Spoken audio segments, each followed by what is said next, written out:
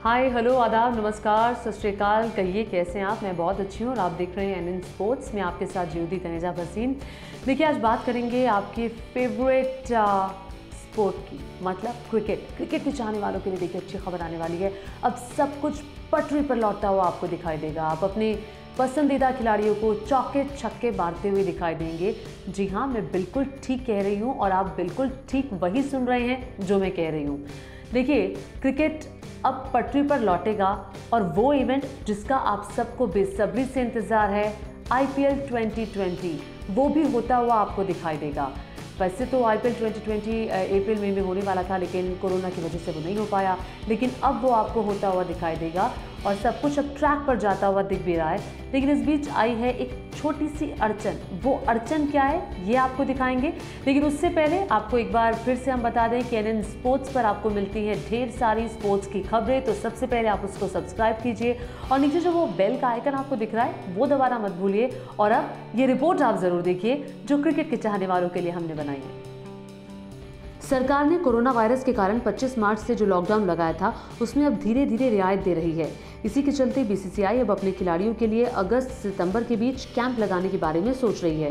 BCCI के एक अधिकारी ने बताया कि बोर्ड खिलाड़ियों को मानसून के बाद मैदान पर लाने पर विचार कर रहा है ताकि वो घर में समय बिताने के बाद क्रिकेट गतिविधियों में वापस लौट सके। उन्होंने कहा कि एक बार मानसून खत्म होने के बाद हम तैयारी करने पर विचार कर रहे हैं। अगस्त सितंबर के बीच हम अपने खिलाड़ियों को एक साथ लाने और उनके खेल पर उन्हें जोन में लाने के बारे में सोच रहे हैं। आपको समझना होगा कि मसल मेमोरी को तालमेल की जरूरत होती है और ये लोग पेशेवर हैं, इसीलिए ये सबसे ज्यादा शारीरिक पक्ष की अपेक्षा मानसिक पहलू की बात है। ये लोग लॉकडाउन में भी अपनी फिटनेस पर काम करते हैं। उनसे जब पूछा गया कि क्या राष्ट्रीय क्रिकेट अकेडमी में कैंप हो सकता है तो उन्होंने कहा कि ये कहना जल्दबाजी होगा। अंतर्राज्यीय यातायात में और छूट मिलने दीजिए, देखते हैं कि महीने के बाद किस तरह से चीजें होती हैं और उसके बाद हम फैसला लेंगे कि कैंप एनसीए में होगा या नहीं। तो इस वक्त जो सबसे बड़ी दिक्कत है वो ये है कि कैंप लगाया जाता है तो फिर कहाँ लगाया जाएगा और इतने सारे खिलाड़ियों को एक साथ कैसे बुलाया जाएगा, क्या पूरी स्ट्रैटेजी रहेगी। पिछले दिनों बीसीसीआई के कोषाध्यक्ष ने एक बहुत ही इंपॉर्टेंट बात कही थी खिलाड़ियों को लेकर के, जरा आप भी वो बात सुनिए। इससे पहले बीसीसीआई कोषाध्यक्ष अरुण धूमल ने कहा था कि उनकी क्रिकेट परिचालन और राष्ट्रीय क्रिकेट अकेडमी की टीमें शीर्ष क्रिकेटर्स के साथ अभ्यास शिविर आयोजित करने पर काम कर रही हैं, लेकिन अभी उसकी समय सीमा तय नहीं की जा सकती। अरुण धूमल ने कहा कि राष्ट्रीय शिविर की बहाली पर बात चल रही है। क्रिकेट परिचालन टीम और एनसीए स्टाफ इसकी संभावना पर काम कर रहा है।